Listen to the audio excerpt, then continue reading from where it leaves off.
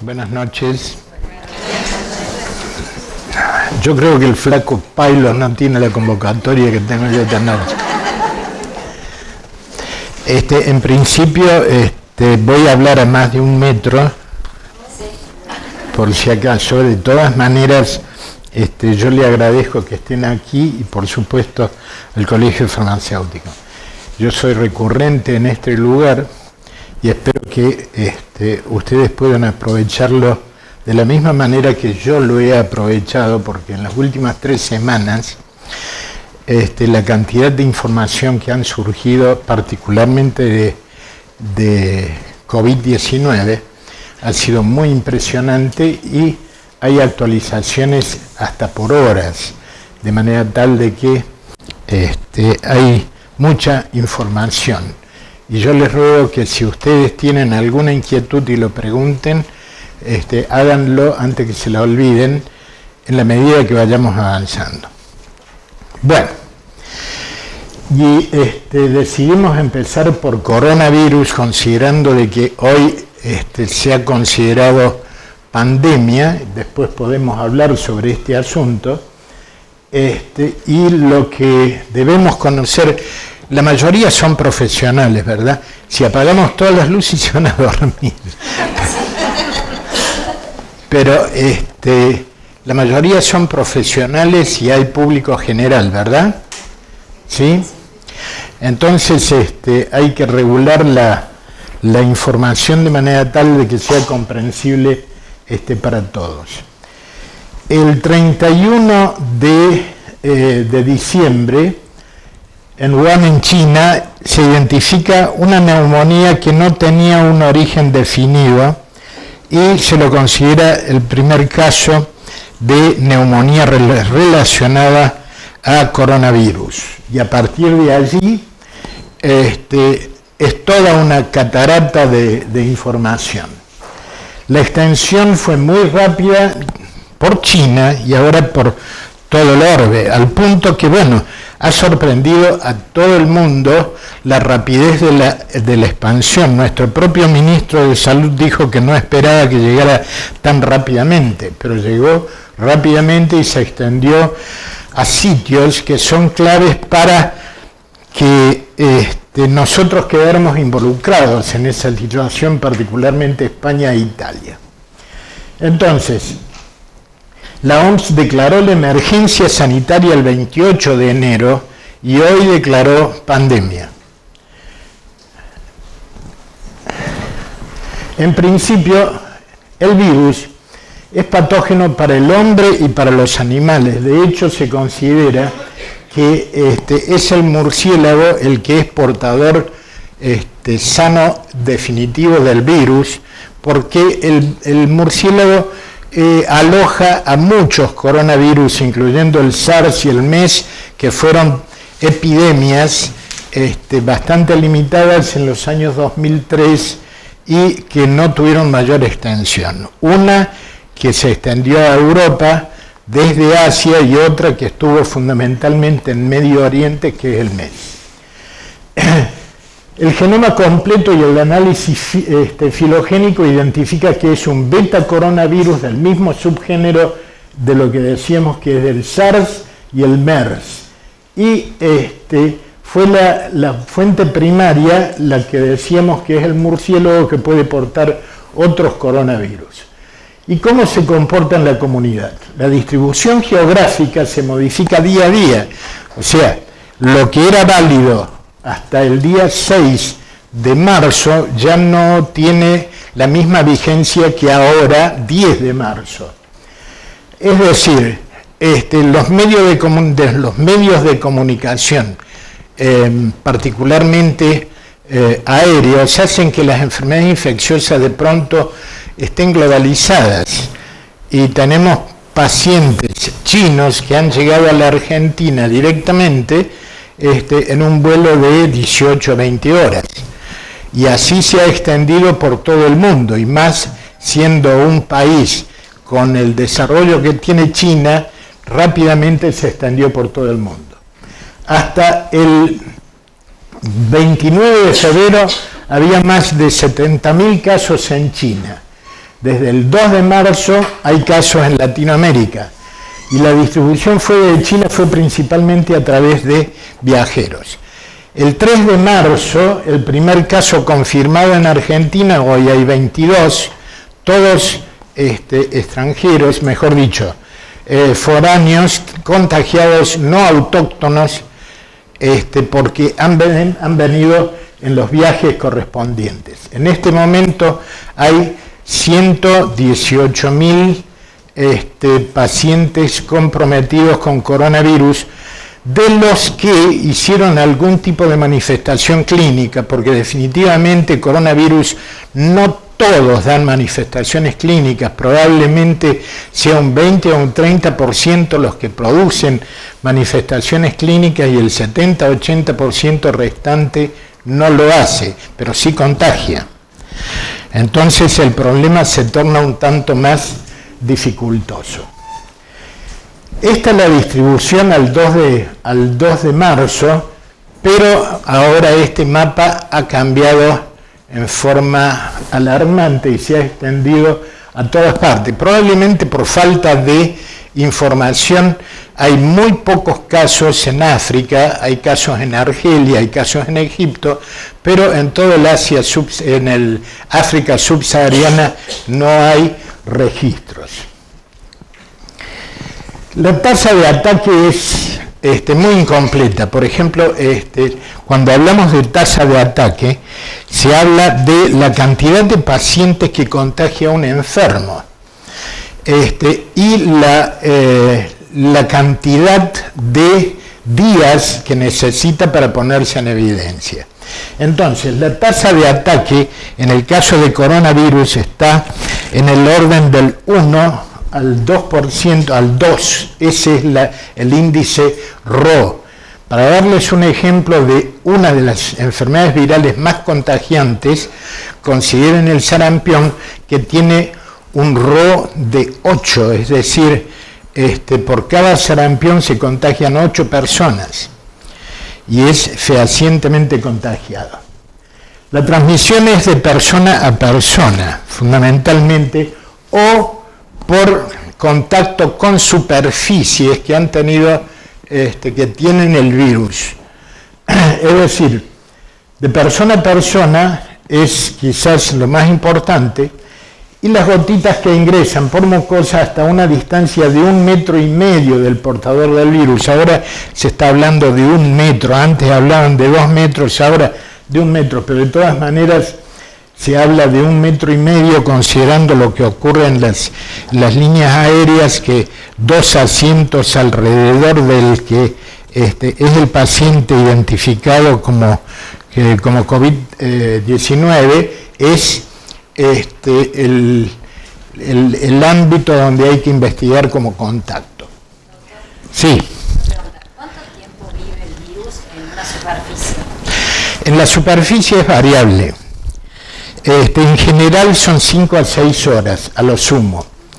Pero, ¿cuál es el elemento que ustedes tienen en su ámbito que más contaminado está? El celular. En el celular que tiene la funda, se han encontrado coronavirus 9 horas después. Entonces es importante que por lo menos 1 o 2 veces al día se haga la limpieza del teléfono, de manera tal, incluyendo la funda. La funda se lava con agua y jabón y el resto se puede lavar con alguna sustancia que no sea agresiva para la pantalla, que después vamos a ver cómo lo podemos manejar.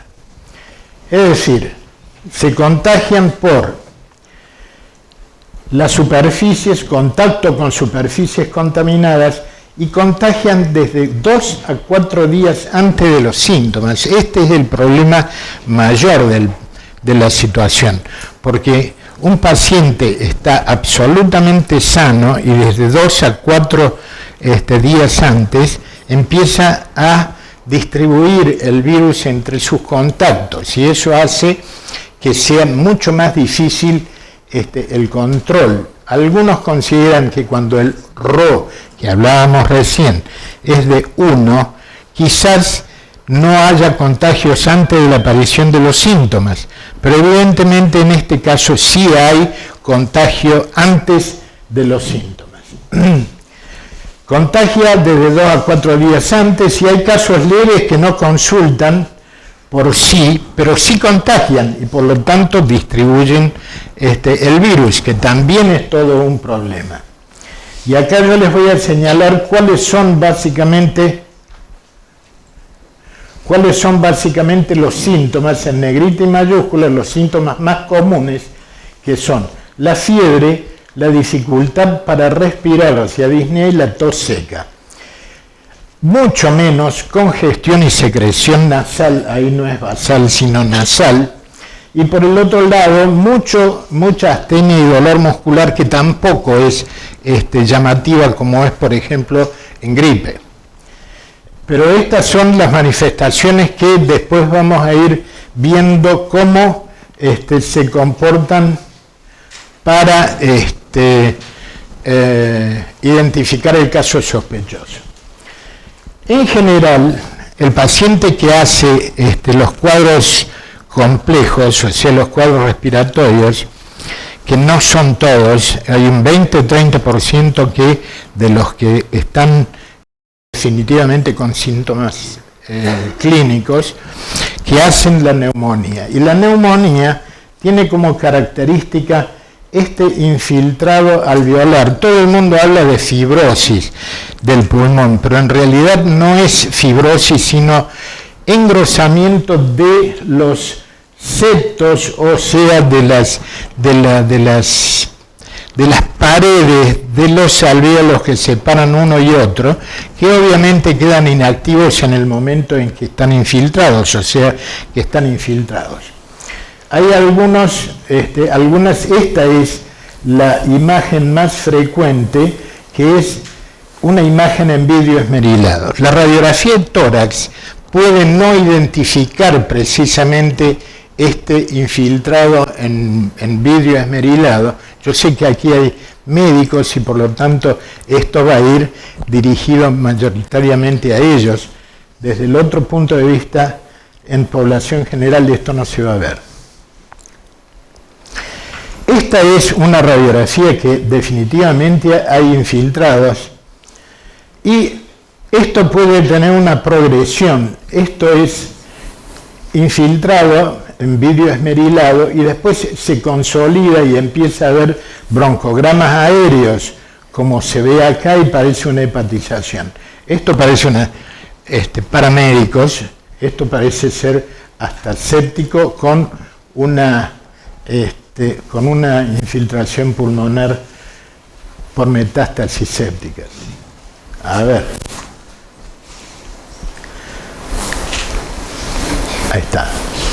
Los hallazgos más importantes en la tomografía axial computada son: el infiltrado en vidrio esmerilado es en el 100% de los casos. El compromiso de varios lóbulos, o sea, generalmente es bilateral la neumonía. Es excepcional la forma unilateral de la neumonía. O sea, compromete varios lóbulos, distribución periférica de las lesiones, consolidación, o sea, como una neumonía común en el 77% de los casos, y esto es lo que la gente en realidad llama engrosamientos septales y la dilatación bronquial con los engrosamientos. Hay algo que no funciona. Bueno, y esto es la definición del caso sospechoso, pero esto es una actualización al día de hoy, o ayer, porque esto ha ido cambiando también. Toda persona que presente, esto es caso sospechoso, ¿sí? Todo paciente que presente la sintomatología que habíamos dicho recién, fundamental: tos, dificultades para tragar, dolor de garganta y dificultades respiratorias. Es decir, sin tener evidencia de otras patologías que expliquen estas manifestaciones. Es decir, esto mismo lo va a tener o lo tiene la gripe, influenza. Es decir, por ahora nosotros estamos prácticamente sin circulación del virus de la gripe, pero dentro de un mes o un mes y medio vamos a tener circulación del virus gripal, del virus influenza. Por lo tanto, sería conveniente que desde ya se tratara de tomar recaudos al respecto y por lo menos lograr una vacunación antigripal del 90% de la población. Y especialmente hacer vacunar a los mayores de 75, porque yo tengo 74 y no me voy a llamar viejo. Entonces, ¿cuándo sale la vacuna antigripal? Ay, me mató, eso lo van a contestar. ¿Cómo? Ah, ¿cuándo sale? No, ¿cuánto sale? No tengo idea. No, sí, está bien. No, ¿cuándo sale? Sí, ¿cuándo sale la vacuna antigripal? Está estimado. Recién me decía... Así que... Por ahora está la vacuna antigripal triple, lo que sugiere el ACIP, que es una agencia dependiente del CDC de Estados Unidos, sugiere la cuadrivalente. Todavía eso no ha llegado. Y a los mayores de 65 años, y ahora es en serio, los mayores de 65 años deben recibir la vacuna lo antes posible. En principio, se sabe que la vacuna antigripal tiene una eficacia definida de alrededor del 60-70% en las personas menores de 65 años, pero que tiene una eficiencia menor en los mayores de 65 por la disminución de su capacidad inmunológica que tenemos los mayores. Y es más, el ACIP está proponiendo hacer una vacuna que sea para mayores de 65 años, cuadruplicando los 15 microgramos que tienen las vacunas antigripales comunes de cada una de las cepas. Tiene que haber por lo menos 3 cepas, 2 de influenza A y 1 de influenza B, que es la triple. Y la cuádruple incluye 2 de influenza B. Es decir, es importante que en este momento nosotros también, teniendo esa ventaja, podamos aprovecharla para que haya una menor cantidad de influenza cuando llegue la temporada. De todas maneras, la vacuna antigripal no resuelve totalmente el cuadro clínico, sino que evita las internaciones, evita las neumonías y disminuye francamente la mortalidad. O sea, pueden aparecer lo mismo, a pesar de la vacunación, puede aparecer una gripe que va a ser más atenuada que si no estuviera vacunado. Y eso de que el que se vacuna le da la gripe los 3 días, eso son mentiras. Definitivamente la gripe, cuando se usa la vacuna, al cabo de 2 o 3 días, por razones que hacen a la respuesta inmune de nuestro organismo, el paciente empieza a tener decaimiento, un poco de decaimiento, un poco de dolor de cabeza, un poco de dolor de garganta, pero nada que ver con la gripe.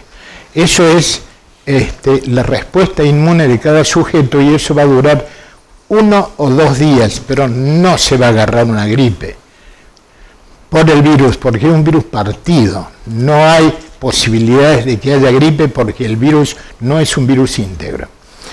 ¿Y con los niños también? ¿Con la vacuna? Y sí, como está indicado de acuerdo a las normas, después de los 6 meses en adelante, como fue el año pasado. ¿Sí? Y los que tienen factores de riesgo a cualquier edad, llámese insuficientes cardíacos, cirróticos, insuficientes renales, inmunocomprometidos, VIH, SIDA, asma y todo lo demás, como todos los años. Entonces, esto es así. Tos, odinofagia o dificultades para tragar las mucosas secas, por eso se sugiere en este momento tomar gran cantidad de agua, 2 o 3 litros, y este caso sospechoso hay que agregarle, si tuvo tos, odinofagia, dificultades respiratorias y además en los últimos 14 días haya estado en contacto con casos confirmados o probables de COVID-19 o que tenga un historial de viaje o haya estado en áreas de transmisión activa del SARS-CoV-2. Es decir, acá le quiero hacer una aclaración. Cuando hablamos de COVID, estamos hablando de enfermedad, o sea, enfermedad producida por un virus, coronavirus, que se llama SARS-CoV-2. Es decir, uno es el virus y otro es la enfermedad. Y esto, cuando hablamos de historial de viaje o haya estado en áreas de transmisión activa del SARS-CoV-2, esto cambió desde el 3 de marzo hasta ahora, y a partir de ayer, todos los que vienen de China, de toda Europa, de Estados Unidos, de todo Estados Unidos, hay casos en California, hay casos en Seattle, hay casos en Nueva York, entonces todos los que vengan de Estados Unidos se consideran que hay circulación viral activa, es decir, cuando hablamos de circulación viral activa, no es el caso de nuestro país aún, porque nosotros tenemos todos casos foráneos, no hay circulación activa en nuestro país, pero en todos los otros ya hay casos autóctonos y por lo tanto se habla de circulación viral activa. Entonces, China, Europa, Estados Unidos, Japón, Corea del Sur, Irán, y esto va a ir cambiando porque esto se va a ir extendiendo rápidamente por todas partes y por eso se lo ha llamado pandemia. Y también debe considerarse sospechoso de la enfermedad a todo paciente con enfermedad respiratoria aguda grave que requiera asistencia respiratoria mecánica por la patología respiratoria y que no sea atribuible a otra cosa. Es decir, llega un paciente con una neumonía grave de la comunidad, se interna en terapia intensiva y todos los otros resultados son negativos, hay que considerar lo que es COVID-19. Bueno, si seguimos entonces, después de un caso sospechoso, tenemos que considerar, a ver qué pasa. Ahí está, no, pero esto... Caso probable, también es de ayer. Caso sospechoso, o sea, lo que teníamos antes, que se haya descartado influenza A, B por PCR, o sea, en reacción de cadena de polimerasa, que presente una prueba positiva para pan-coronavirus, y ahora les explico, y una prueba negativa para MERS-CoV-2 y todos los otros coronavirus. Es decir, hay algunas pruebas, como el FilmArray, que sale caro, pero que identifica todo el conjunto de coronavirus.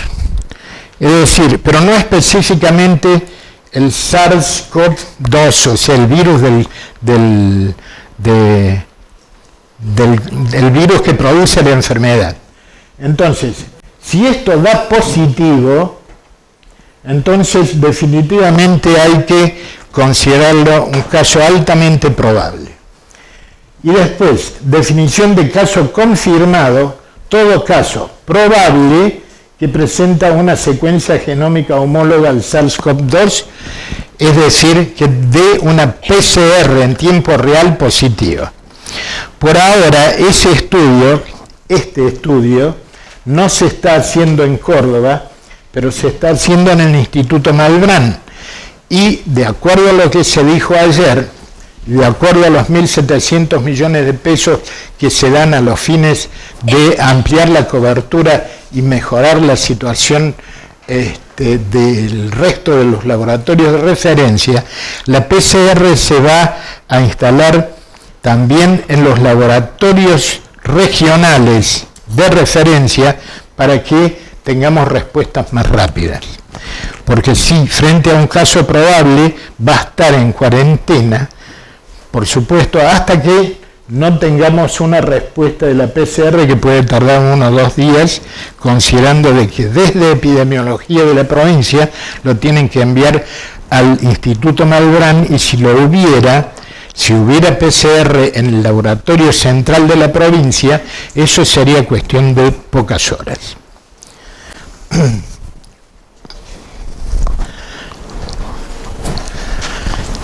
A ver. Entonces, ¿qué manejamos como contacto? Porque hasta ahora venimos definiendo situaciones. Como contacto estrecho en la comunidad, personal de salud o cualquier persona que haya proporcionado cuidados a un caso probable o confirmado, mientras el caso presentaba síntomas y no haya utilizado las medidas de protección adecuadas. Las medidas de protección adecuadas ya las vamos a ver. O ha trabajado en un caso confirmado en estrecha proximidad, o que ha compartido la misma aula en un caso confirmado, no se ha determinado el tiempo de exposición específico, porque hay algunas enfermedades que uno tiene que tener contacto reiterado para contagiarse. En esta todavía no sabemos si es 1 minuto, media hora, 3 horas o demás. ¿Sí? En un avión, todos los pasajeros situados a un radio de 2 asientos se consideran 1,5 metros, 2 metros, alrededor de los casos confirmados que hayan estado sintomáticos durante el vuelo y la tripulación que haya tenido contacto con dichos casos. En general, la tripulación, de acuerdo a los protocolos que se están implementando, tiene que tener barbijos en el avión, de manera tal de que se identifica una persona que tenga fiebre, tos, dolor de garganta, dificultades respiratorias, le pongan el barbijo allí nomás, o sea, tratar de lograr la menor difusión posible incluso dentro de la aeronave. Y en un buque todas las personas, ya hay experiencias al respecto. En ese caso, el aislamiento es domiciliario. Acá ha compartido la misma aula con un caso confirmado. Acá probablemente este punto se modifica en el curso de los próximos días, porque si nosotros tenemos un paciente que llega desde el norte de Italia, no tiene manifestaciones clínicas, que va a su casa, ¿qué hacemos con el resto de la familia? Es decir, se está pregonando de que los chicos tampoco vayan al colegio por los próximos 14 días. Toda la familia va a tener una circulación limitada. Se hablaba de autorizar para proveerse de alimentos y demás, y todo lo demás tiene que quedarse en la casa, con todos los cuidados que hacen a la higiene personal, lavado de manos cada 2 horas, lavado de las superficies donde se va a aislar en una habitación al viajero. ¿Se entiende? O sea, el viajero a una habitación, el resto se va a toda otra parte. Y el lavado de manos, lavado de superficies, no es que haya que pasarle un sandwichito por debajo de la puerta, pero en principio hay que tener particular cuidado y hacer el lavado de manos. Eso es con el aislamiento domiciliario. ¿Me siguen? ¿Está bien así? Ahora, contacto de bajo riesgo, persona con contacto casual con un caso confirmado ambulatorio. Casual, qué sé yo, lo encontré en la calle, en el ómnibus, no sé cómo se va a arreglar eso, pero hoy vi un video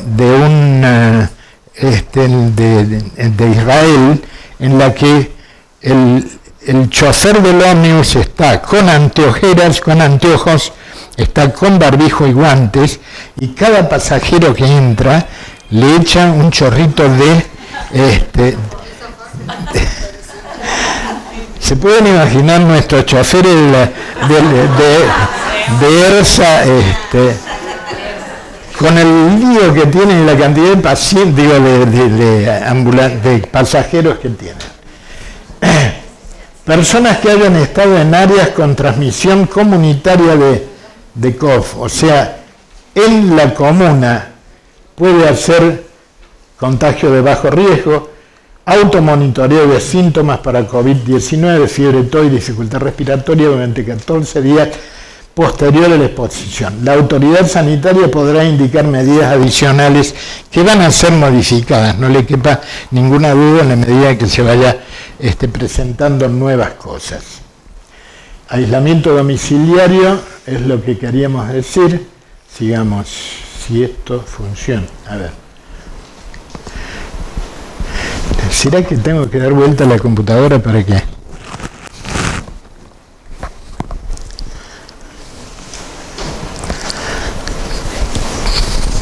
A ver si...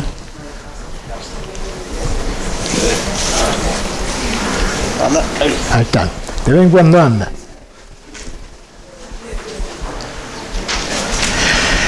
Las 10 buenas noticias sobre coronavirus.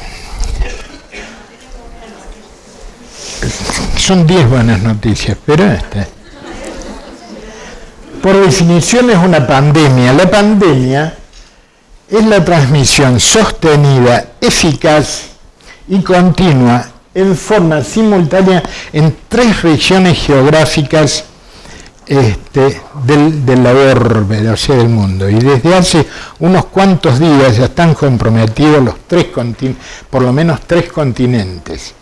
De manera tal de que la definición de pandemia la han demorado, por lo que lleva implícito desde el punto de vista, no implica ni gravedad, no implica no tiene nada que ver con la mortalidad, sino con la extensión del problema.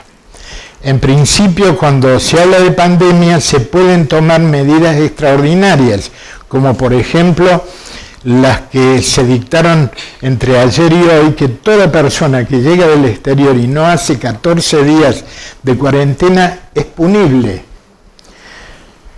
Y que los niños puedan no ir al colegio sin que le pongan falta, o que puedan no ir a trabajar si han tenido este viaje de por medio, o han tenido contactos como los que dijimos recién, en la que todos los restos de los derechos de los ciudadanos siguen vigentes, solo que no pueden, que no tienen que cumplir con las obligaciones de asistencia para no contagiar en el ámbito. La pandemia es además, y esto es fundamental que lo entendamos, la pandemia es de miedo, es decir, los medios de difusión en este momento están creando pánico. Y por lo tanto, eso trae aparejado medidas que no tienen mucho sentido. Es más, ayer yo escuchaba por una televisión, por un canal de televisión que decía, una periodista, no sé si periodista, que decía, si en Italia tienen tantos muertos y tienen una infraestructura sanitaria como la que tienen, ¿qué pasará en Argentina que no tenemos esa infraestructura? No vamos a morir muchos más. Eso realmente es crear pánico.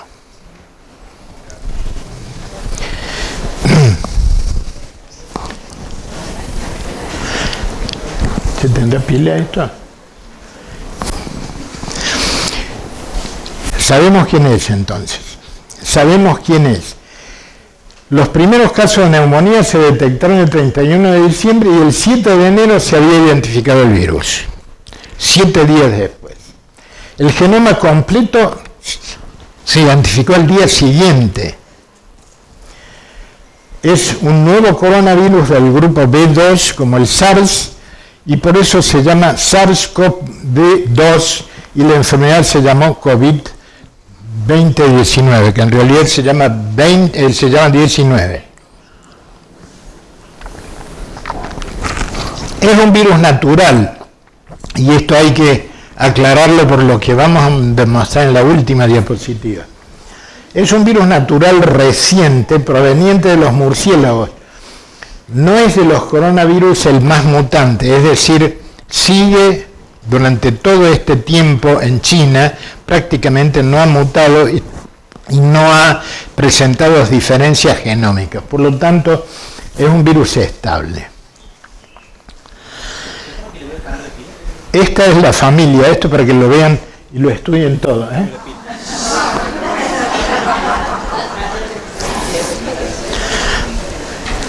En principio, lo que vamos a mostrar es la filogenia, por lo que hay muchos coronavirus. A ver si... Bien. Este es el grupo. Este es el grupo que nosotros vamos a encontrar. Fue casualidad que se me ocurrió. Este es el grupo de los coronavirus entre los cuales está el que nos preocupa en este momento. Esto es de un Lancet de febrero del 2020. No eran las pilas. Sigamos. Sabemos cómo detectarlo. El 13 de enero, si estamos hablando de 3 días después, ya está disponible para todo el mundo una PCR real time, es decir, una PCR que se contesta al cabo de 20 minutos, que es lo que hay en el Malbrán todavía y que vamos a tener quizás con un poco de suerte en una semana en Córdoba también. Los que aún no tenemos PCR en Córdoba y disponemos del FilmArray, que es lo que le decía recién. Y el FilmArray, ¿qué permite? Lo que hablábamos. Permite la detección de varios virus respiratorios como influenza, parainfluenza, pancoronavirus y otros virus, adenos, parainfluenza y otros. Detecta esto que es global. Si esto es positivo, entonces tenemos que prestarle atención porque entre ese pancoronavirus puede estar el que produce COVID-19. Si FilmArray es positivo para alguno de los virus respiratorios, se podrá descartar coronavirus. Por ejemplo, uno de los primeros casos que hubo en la Argentina, se dijo que finalmente no fue porque fue influenza. Incluso uno de Córdoba, que se dijo que era un candidato a tener una infección por coronavirus, pero después se detectó que era influenza A. Pero esto, en los últimos días, también fue corregido, porque puede haber más de un virus y tener una coinfección, es decir, puede tener un rinovirus con influenza o puede tener influenza más el coronavirus. Entonces es de cuidado, no es lo más frecuente, pero es de cuidado. Sigamos. En China la situación está mejorando. Está disminuyendo drásticamente los casos confirmados y bajó la mortalidad. Es decir, esto es producto de las fuertes medidas de control que se están tomando o forma parte del ciclo del virus. Pasemos a lo siguiente.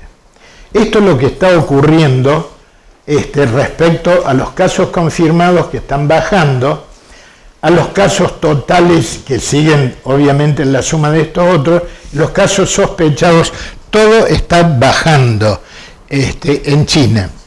Sigamos. Y acá vemos, pasemos una más.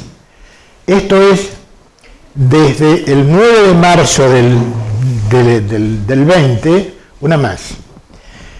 En las últimas 24 horas, la siguiente. Ahí vemos que casos confirmados han empezado a bajar en casi todas las partes. También han disminuido la tasa de mortalidad. Es decir, que puede ser el ciclo viral o todas las medidas que se tomaron en China para disminuir los casos. Pero tengan en cuenta que llevan 2 meses y medio en esta situación. Sigamos. La cuarta buena noticia, el 80% de los casos son leves. La enfermedad causa síntomas o son leves en un 81% de los casos. O sea, no da síntomas o muy leves. El 14% puede causar neumonía grave y en 5 de esos 14% puede llegar a ser crítica o aún mortal. En general, la muerte es por la neumonía y los trastornos respiratorios que son irrecuperables en el corto plazo, y el paciente requiere asistencia respiratoria mecánica. Sigamos. Fíjense ustedes lo que nos preocupa tanto, que es la mortalidad.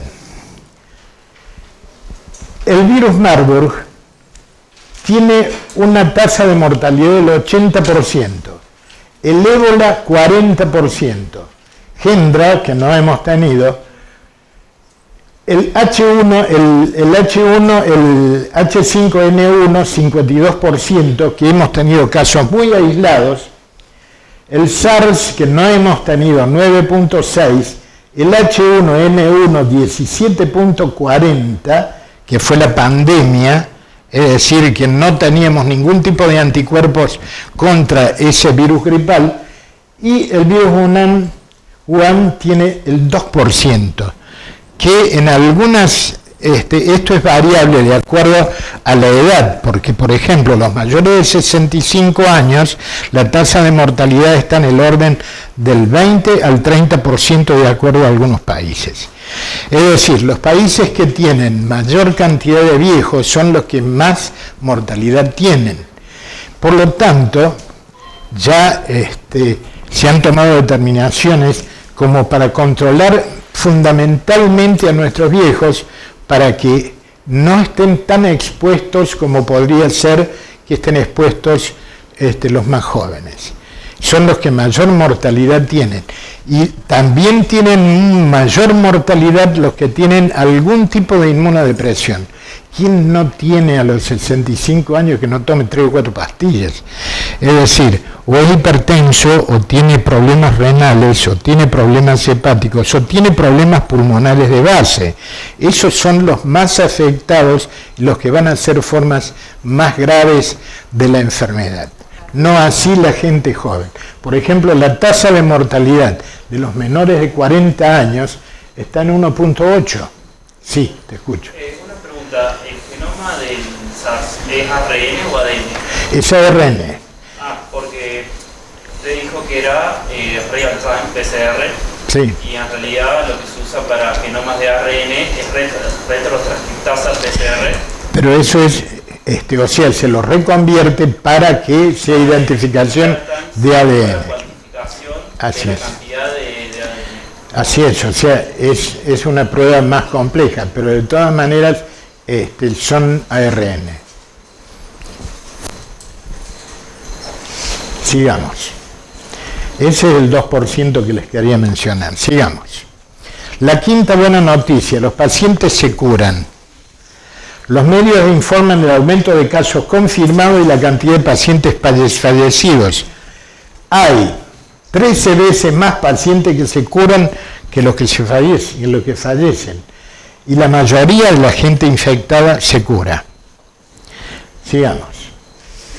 La sexta, afecta muy poco a los menores. El 3% de los afectados tienen menos de 20 años. Todo esto son casuísticas que han hecho los chinos y están publicadas casi todos en el Lancet Infectious Diseases del mes de febrero y marzo. La mortalidad en menores de 40 años es 0,2% y en menores la presentación es subclínica y puede pasar desapercibida. Pero no pregunten por qué.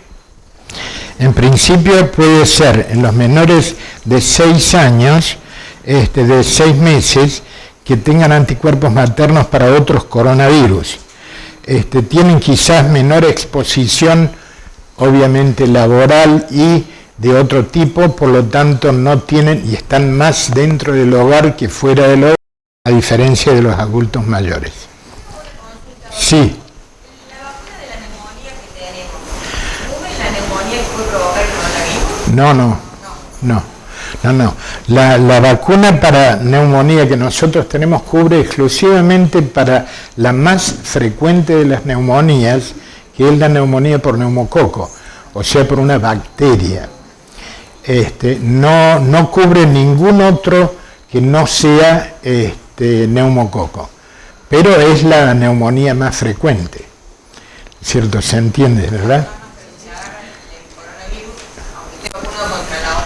Sí, no tiene nada que ver. O sea, pero yo creo que este es el momento, de la misma manera que el cólera, cuando llegó en el año 2001, nos cambió la forma de vivir respecto al uso de agua potable, al lavado de manos, al cuidado de nuestras comidas. Esto probablemente también nos deje otras enseñanzas, y particularmente va a ser el lavado de manos, la limpieza frecuente de las superficies y las vacunaciones completas de los adultos. O sea, generalmente los pediatras son amigos de las vacunas y por lo tanto tienen a todos sus pacientes vacunados. Hay padres que no se han vacunado pero sí vacunan a sus hijos. Los antivacunas son otra charla que merecemos tener en algún momento. Pero esta es una buena oportunidad para completar el calendario de vacunación de todos los adultos, incluyendo la vacuna antineumocóxica y todas las demás. ¿Sí? ¿Con qué recomienda limpiar la superficie? ¿Puede ser con alcohol o algún otro? Ahí lo vemos. Sigamos. Acá está. El virus se inactiva fácilmente. Puede permanecer activo varias horas en alguna superficie y más tiempo en los teléfonos celulares, como dijimos al principio. Y puede ser inactivado en la superficie en forma eficaz con alcohol de 70, que es el que más frecuentemente circula, ¿verdad? Sí, hay 96, pero con 70 resulta suficiente. Con agua oxigenada al 0,5% y con hipoclorito de sodio al 0,1%. Es decir, en cada litro de agua se le agrega 1 centímetro cúbico de hipoclorito y con eso tenemos, ¿está bien? Tenemos hipoclorito al 0,1% y con eso en un minuto se inactiva el virus. Sigamos. Esto es muy promisorio para otras cosas. Por ejemplo, hay más de 150 artículos científicos que están en la preimpresión, que aún no están publicados. Entrando en PubMed uno encuentra 164 artículos que encontré el 3 de marzo, es decir, PubMed es una base de datos médica en la que se encuentra todo lo publicado en las revistas que tienen arbitraje y por lo tanto es una de las fuentes más serias. Y ya hay 164 artículos y esto empezó el 31 de diciembre. Están elaborados por casi 700 autores repartidos de todo el mundo, pero fíjense la diferencia. En el 2003 se tardó más de un año para lograr esta situación cuando apareció el SARS, uno de los primeros coronavirus. La diferencia obviamente es abismal. Sigamos. Ya hay prototipo de vacuna, hay 8 proyectos en curso provenientes de grupos que han estado trabajando con virus similares. Por ejemplo, en algunos países se están trabajando sobre el SARS-CoV-2 aviario y están tratando de adaptarlo para hacer la vacunación para el SARS nuestro, el SARS actual, coronavirus. El problema es que la gente pregunta, incluso los medios también dicen pronto va a haber vacuna.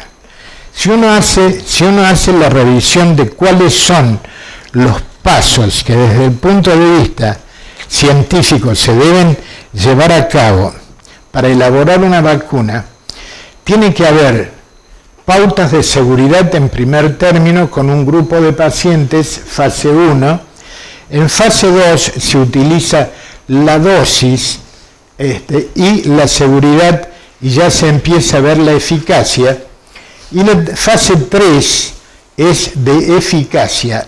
Cada una lleva no menos de 3 meses para llevarla adelante. Y aparte de eso, una vez que se logra eso, tiene que ser aprobado con los trabajos científicos que se presenten a las entidades rectoras de todo esto. O sea, en nuestro caso nosotros seguimos a la FDA, que es la Comisión de Alimentación y Medicamentos de Estados Unidos, y eso requiere una aprobación. Esa aprobación sí se puede llegar a acelerar para situaciones de emergencia y eso está establecido por ley. Pero aparte de eso, hay que fabricarlas a las vacunas. Es decir, el tiempo que lleva la fabricación de 2 o 3 millones de vacunas, aunque sean de diferentes laboratorios, productor. Es decir, no creo que en los próximos 6, 8, hasta un año tengamos vacunas para este virus. O sea, no es esperable. Fíjense, el desarrollo de todo el proceso es lento hasta llegar al público. Seguridad, inmunogenicidad, eficacia, aprobación, fabricación y distribución. Y después viene la fase 4, que es identificar los efectos indeseables que tiene, porque cuando se hacen los ensayos, esos ensayos se hacen en general sobre 2.000 personas, 1.500 personas, pero cuando se hace una distribución de la vacuna en la fase 4, que se vacunan por millones, lo mismo pasa con los antibióticos y con cualquier otro medicamento. Desde la fase 4, que se produce una distribución masiva de ese medicamento, entonces ahí se ven los efectos indeseables que no se habían visto hasta entonces, por una mayor cantidad de expuestos a la droga. Casi todas son del RNA mensajero o ADN basados en la glucoproteína S, que está en la superficie viral, que es la que permite al virus adherirse a la célula humana, en este caso del epitelio del tracto respiratorio superior, para replicarse, introducirse en la célula y producir la enfermedad. O si no, vacunas recombinantes, que son todas sintéticas, que por ahora no existen. Sigamos. Y la 10ª, muchos ensayos clínicos en curso y de diferentes drogas, es decir, drogas que se están ensayando para ver y paliar el enfermo. Hablábamos de vacunas para prevenir la enfermedad y estamos hablando ahora de ensayos clínicos para identificar, para tratar de mejorar la situación clínica de los pacientes, en especial los que tienen neumonía. En Remdesivir, amplio espectro ya ensayado en ébola, SARS y MERS, también se está ensayando cloroquina, que es un antipalúdico, que es un antiviral bastante potente, que también se está ensayando lopinavir y ritonavir, que son drogas que están utilizándose en VIH como inhibidores de proteasa. El oseltamivir, conocido viejo, que es el Tamiflu, solo o asociado con lopinavir y ritonavir. Hay algunos trabajos que son de Tailandia que hacen la combinación del lopinavir y ritonavir con oseltamivir y han tenido éxito, pero han tenido 3 o 4 casos con éxito y eso hoy por hoy no pasa de ser anecdótico. El interferón 1B, que es un inmunomodulador, sueros recuperados del COVID-19, para darles un ejemplo de lo que nosotros mismos vivimos, suero de gente que ha tenido fiebre hemorrágica argentina y lo que se hacía era suero de convaleciente. O sea, esto también se están ensayando en las personas que son donantes voluntarios de plasma. hay una cosa que no iba a decir, pero se les voy a decir lo mismo. Hay una publicación del día de hoy en la que se está encontrando en China pacientes que han sido dados de alta, que tuvieron la neumonía y que al cabo de 4 semanas se vuelve a encontrar el virus circulante. Lo que no se sabe es si ese virus sigue siendo contagiante como lo es el original. ¿Se entendió lo que dije? Pero en principio, si fuera circulante y no tiene mayores problemas de contagio, pues será cuestión de que nuestra propia inmunidad lo resuelva. Y la mitaxosamida, que es un antiparasitario de laboratorios Reynolds, que tiene efecto antiviral, y también se está ensayando en el SARS. Sigamos. Esto es lo mismo que dijimos y ahora se agregó ribavirina, que es la que se utilizaba hasta hace no mucho tiempo para el tratamiento de hepatitis C, penciclovir, que también se utilizó para el tratamiento de herpes, y nafamostat, que nunca lo he usado ni tampoco sé qué es, pero aparece en la literatura como una alternativa terapéutica nueva. Sigamos. Entonces, las novedades de hoy. Factores de riesgo de mortalidad por COVID-19. Tener edad avanzada. Tener una puntuación alta en la evaluación de la insuficiencia secuencial de órganos, que es el SOFA, que los que hacen terapia intensiva saben claramente que el SOFA es un score de diferentes situaciones vitales que se van sumando y llegan a 15. Tener un dímero D superior a un microgramo L por litro, y son los factores que podrían ayudar a los médicos a identificar a los pacientes con mal pronóstico en esta etapa temprana. Esto es de este mes. Es decir, una serie de situaciones de riesgo. Edad avanzada, tener un SOFA elevado, tener el dímero D, que son fáciles de identificar. Sigamos. Las novedades de hoy. Una posible etiología de miocarditis fulminante, que sería una de las causas de muerte de los que tienen la neumonía. Es decir, la miocarditis viral aguda descompensaría la función cardíaca y sería la responsable final de la muerte de los pacientes. Porque la inflamación del pulmón libera factores proinflamatorios que se llaman citoquinas, y esas citoquinas afectan el músculo cardíaco y de esa manera podrían descompensarlo. Sigamos. Recomendaciones para los profesionales. Extremar al máximo el lavado de manos con agua y jabón o solución hidroalcohólica.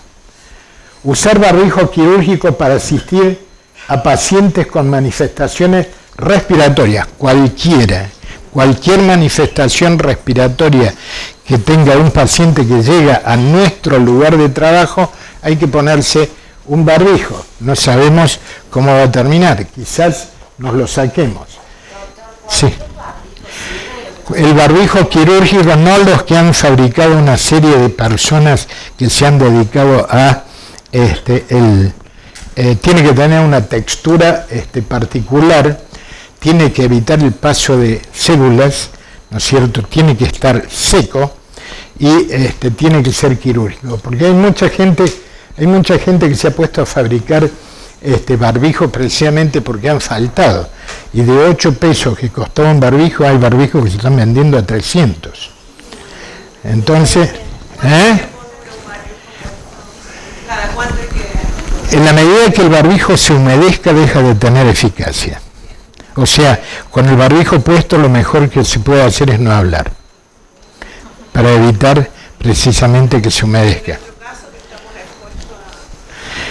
Sí, tanto en farmacia como la secretaría de las instituciones son un tema todavía no dilucidado, pero definitivamente el paciente que llega puede venir a buscar un antipirético porque tiene fiebre, nada más, y si ustedes preguntan si tiene tos, quedan expuestos.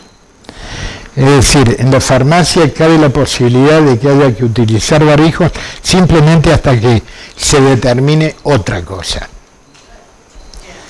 ¿Se entendió? Por ahora eso no está, no sé si el Colegio Farmacéutico lo tiene estipulado o no, pero es un profesional que está expuesto en todo paciente que llega. Incluso el paciente, si tienen un vidrio, bárbaro, y si tienen más de 1 metro, mucho mejor todavía.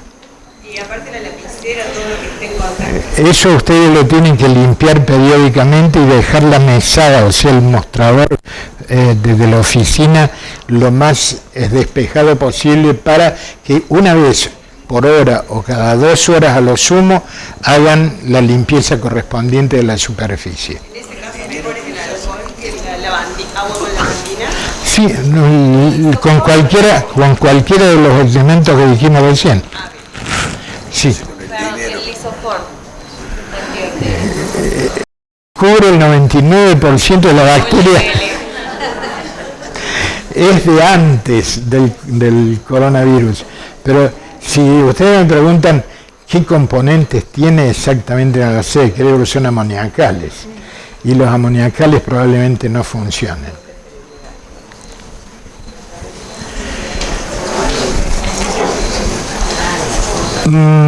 O sea, poner el barbijo quirúrgico a las personas que vienen a consultar con manifestaciones respiratorias. Nuestro protocolo, nuestro triage en la clínica es un secretario que está protegido por un vidrio que tiene un agujerito, viene el paciente y le pregunta por qué razón viene, él le va a decir que viene por tos y fiebre, o que tiene fiebre, tos o dificultades para tragar, entonces le entrega el barbijo, ahí nomás, y lo hace pasar a un lugar que es exclusivamente para la atención de estos pacientes. Sí. ¿Cuál es la respuesta que le dan a los pacientes en la farmacia cuando no se están consiguiendo su barbijo? Pasaban al siguiente. A ver. No, todavía no. Ya le contesto. Este es el cuidado de profesionales 2. No concurrir a sus tareas si tiene fiebre y manifestaciones respiratorias. Restringir la visita a los pacientes a no más de una persona, eso para los internados. Cancelar las actividades académicas de las instituciones. Prestar máxima atención a las personas mayores inmunocomprometidas o con otras comorbilidades. Sigamos. Recomendaciones para la comunidad. Lavado de manos frecuente con agua, jabón y soluciones alcohólicas. Al toser o estornudar, cubrirse con la flexura del codo. Bueno, todo esto se le está diciendo todos los días por televisión. Ventilar los espacios del lugar. Si usa pañuelos, descartarlos. Limpiar con frecuencia la superficie del entorno. Limpiar una vez por día el teléfono celular. A los mayores de 65 años, completar el calendario de vacunación antigripal, antineumococo particularmente. Sigamos. Vamos. La población general no necesita utilizar barbijo, solo sirven para personas con síntomas y para evitar contagiar a los demás. Es decir, no todo el mundo tiene que utilizar barbijo. Sí, eso lo entiendo, pero porque ante la falta de barbijo, ¿qué se puede utilizar? Porque no hay. O sea, para cuando el paciente venga realmente con manifestaciones clínicas, eso es bastante difícil de contestar, porque definitivamente, y sí, un pañuelo descartable en principio son de papel, en principio no va a funcionar de la misma manera y se humedece mucho más rápidamente. Cada barbijo que se usa en donde no hace falta, hace que falte en donde se necesita. Ese es el problema que ha suscitado. Es más o menos lo que ocurrió en el 2009 con H1N1, que todo el mundo quería tener en su casa un stock de oseltamivir, de Tamiflu, ¿sí?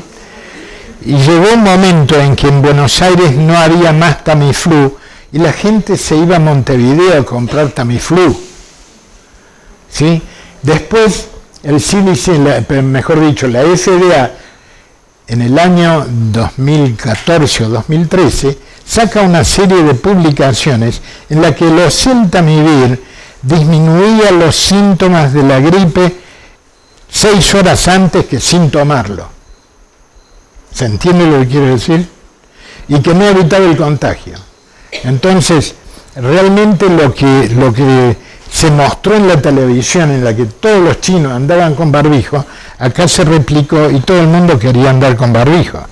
Ustedes ven ahora, cuando bajan de los aeropuertos, todo el mundo viene con barbijo, pero en la Argentina no hay circulación del virus, entonces el barbijo tenían que usarlo allá de donde vienen. Sigamos. Se recomienda no viajar a regiones donde hay circulación activa del virus y cada día aumentan esas zonas. Ya ven ustedes que Estados Unidos y toda Europa fue incluido en los casos de sospecha. Sigamos. ¿Qué hay que hacer si tengo síntomas? Si tiene síntomas que dijimos ya, fiebre, dolor de garganta, tos, dificultades respiratorias, y estuvo en áreas de circulación viral activa y contacto con una persona, deberá quedarse en su domicilio. No tiene que ir a una guardia. En principio es una situación muy particular para los que tienen obras sociales prepagas y demás, en la que ya las prepagas están teniendo las obras sociales sindicales y las prepagas están teniendo su propio protocolo para que los médicos vayan y lleven barbijos, porque si el paciente reúne las condiciones de sospecha, le ponen el barbijo y ese sí lo mandan a una institución con la nota correspondiente de que es un caso de sospecha. Pero el paciente no debería moverse de su casa para ir a las guardias que están atiborradas en todas partes. Los que no tienen esa situación, que no tienen servicio médico domiciliario, no tienen otra que dirigirse al servicio de guardia, que casi todos los laboratorios, mejor dicho, los hospitales de Córdoba ya tienen los planes de contingencia para que los pacientes sean receptados en un lugar apartado, que cuando vengan con los síntomas correspondientes se le coloca el barbijo y se lo atiende en una habitación separada. Pero por eso en este momento todavía tenemos la ventaja de que no hay circulación de influenza, porque cuando haya influenza el problema va a ser mucho más serio. Sigamos. Este es un mapa de lo que está ocurriendo al día 9 de marzo, y los globitos más grandes son los que tienen más de 10.000, y ahora ya está Italia metido entre los que tienen más. España tiene un brote muy violento, que eran 1.800 casos, de los cuales la mitad están en Madrid. Sigamos. Y esto es The Eyes in the Dark of the Darkness, es una novela de terror escrita en 1981, en la que se describe que alrededor del 2020 una severa enfermedad tipo neumonía se va a esparcir por todo el mundo, afectando los pulmones y resistiendo los tratamientos conocidos. En otro párrafo denomina al virus Wuhan-400, creado por un científico chino llamado Li Chen. Por eso yo recién les dije que era un virus natural, que no había sido creado por nadie.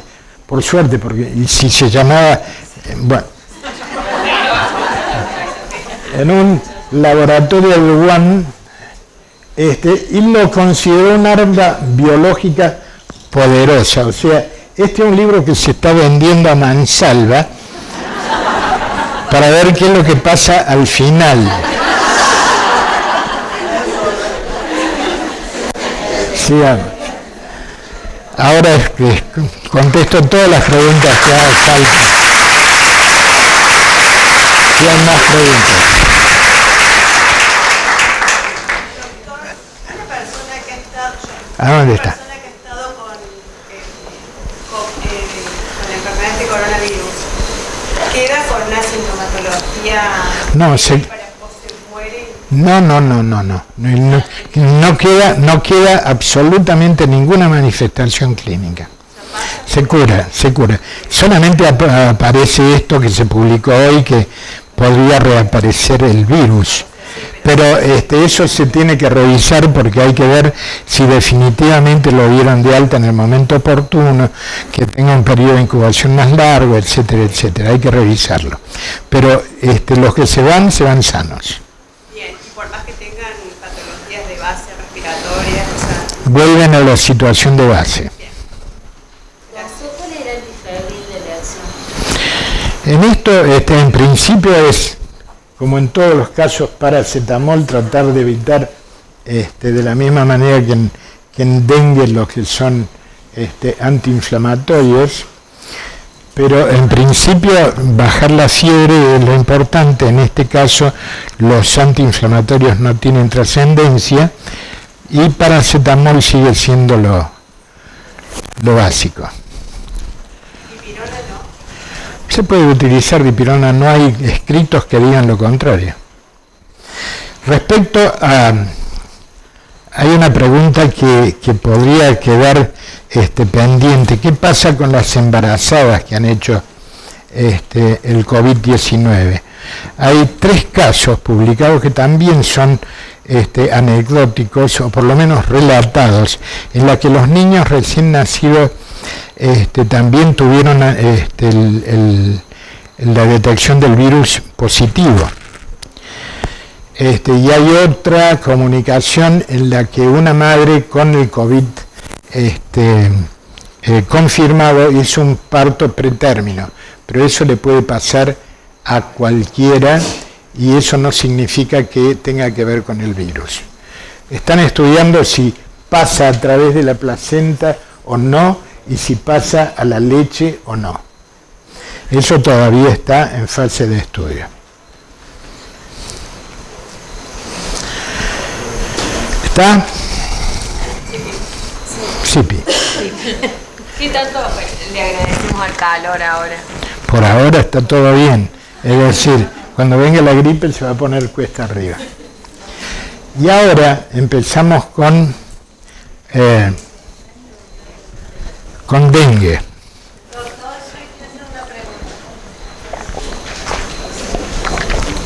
Sí, le escucho. Eso que se comenta de las bebidas, de tomar bebidas frías o calientes. No, dicen que hay que tomar bebidas calientes porque el virus es poco resistente al calor.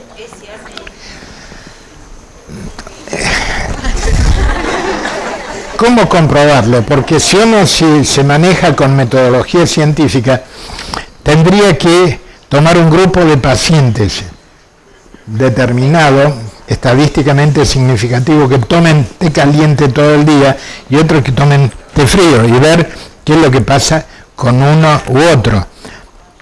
Pero hoy por hoy eso no existe todavía. Es decir, que el virus es poco resistente al calor sí está demostrado, pero que el tomar bebidas calientes o no, no sé si realmente tiene asidero. Hay algunos que incluso dicen que hay que tomar muchas bebidas porque cuando está acantonado el virus en la garganta mientras está en periodo de incubación, que hay que tomar mucha cantidad de líquido porque en vez de ir al tracto respiratorio con el agua va al tracto digestivo y el tracto digestivo se encarga de resolver el problema. También se dice así, pero bueno, hay cosas que no tienen respaldo científico todavía. Si fuera como en el cólera que la cerveza resolvía todo, recomendaría que tomen cerveza, pero no hay nada de eso todavía. Entonces entra por contacto o se respira vía aérea. Básicamente a través de las manos o por contacto directo. Cuando uno habla generalmente hay microgotas que llegan hasta 1 metro, y si uno tose puede llegar hasta 1,5 metros.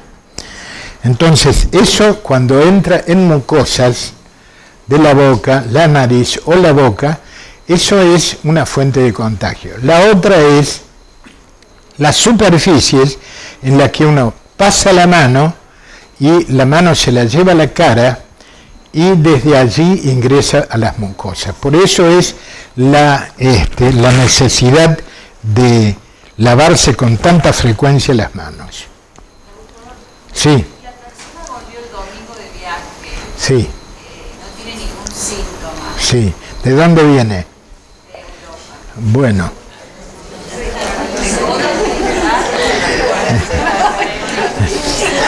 Cuarentena o lo meten en la cárcel. Sí, le escucho, discúlpeme. Él queda en su domicilio y se pregona que tenga una habitación donde puede seguir trabajando y hacer su actividad normal. Entonces, su actividad normal, pero en el ámbito del domicilio. No comer con el resto de la familia, sino comer solo en la habitación. Porque contagia aún no teniendo síntomas. 3 días antes. Desde 2 a 3 días antes se empieza a contagiar. Y uno no sabe exactamente si está contagiado o no. Eso es lo que precisamente hace dificultoso esto. 14 días aislados. Fíjense lo que ha hecho Apple en Estados Unidos, que mandó todos sus empleados a la casa y que trabajen en su casa. A ellos les resulta fácil porque trabajan con la... ¿Cómo? Puede haber personas que no tengan síntomas y que desarrollen la enfermedad y que pase desapercibido. Pasa desapercibido y contagian. Entonces, por eso es que incluso ahora se va a pregonar, o se está pregonando, que los chicos que estén en contacto con esas personas que vienen del extranjero y que están en cuarentena en la casa tampoco vayan al colegio. Doctor, ¿en cuánto tiempo matas de acuerdo a cuando se manifiesta? Lo hace la neumonía, puede pasar 2 o 3 días, depende de la capacidad instalada para hacer la asistencia respiratoria en una terapia intensiva. O sea, eso depende de la complejidad en la que se maneja. Doctor, usted dijo que los pacientes se curan. ¿La cura es porque el organismo tiene los anticuerpos o se considera que es el ciclo, que tiene un ciclo el virus? Seguramente es porque hace anticuerpos correspondientes, porque si no, no se limitaría el ciclo. Ah, perfecto. ¿Sí? Usted me iba a preguntar algo. Quería preguntar si hay algo en la bibliografía de COVID y donantes de sangre, si hay algo que esté descrito. Que hay viremias y son cortas, sí, está descrito. Obviamente que si está en el grupo de sospecha, ningún banco de sangre lo va a aceptar. Si esto se difunde, porque nosotros estamos en una fase de contención y es muy probable, que esto se difunda y tengamos que entrar en una segunda etapa que es de mitigación, es decir, disminuir las probabilidades de contagio entre las personas. En esa fase de mitigación, que seguramente vamos a entrar, sería excepcional que con 22 que han llegado y otros muchos más que directamente no presentan síntomas, no hagamos difusión local a corto plazo. O sea, eso está claramente definido que va a ser así. En ese caso, ya va a haber que hacerles prueba de PCR a la sangre del donante para saber si tiene viremia o no. Pero eso no está todavía manejado. Sí, por ahora el departamento de sangre, o sea, refiere a quien viene de zonas, las conocidas, por lo menos un mes sin síntomas, libre de síntomas, 3 meses. Claro, con que tenga 14 días sin síntomas va a ser suficiente, pero en los centros de hemoterapia siempre lo han, en casi todas las enfermedades lo han extendido más. ¿Más preguntas?